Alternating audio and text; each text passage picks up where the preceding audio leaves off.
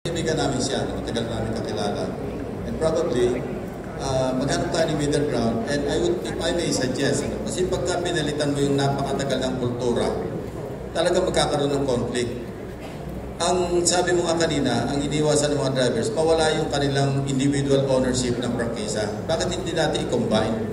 Hindi mawawala, individual pa rin yung prangkisa.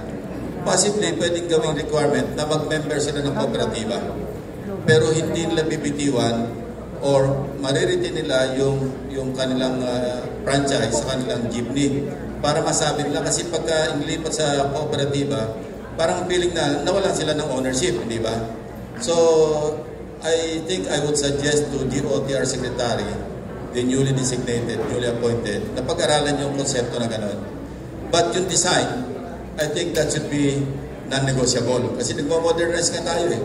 E-vehicle, di ba? Pati yung design, kailangan baguhin. Papayag yung mga chipper dyan.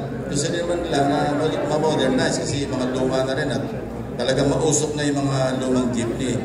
Pero wag natin alisin sa kanila yung individual ownership ng kanilang mga jeepney. Ang next issue is the cost. Kasi napaka-prohibitive. Sabi nila hindi nila kaya. 2.7 million pesos eh, ang isang jeepney. Baka pwedeng makagawa ng paraan dahil halimbawa kung sa China magagaling yung napakamura ng mga e-vehicle sa China. Marami pwedeng combinations na gawin para masatisfy yung both parties without sacrificing yung intent ng government to modernize yung ating mga jeepney. Yes, sir.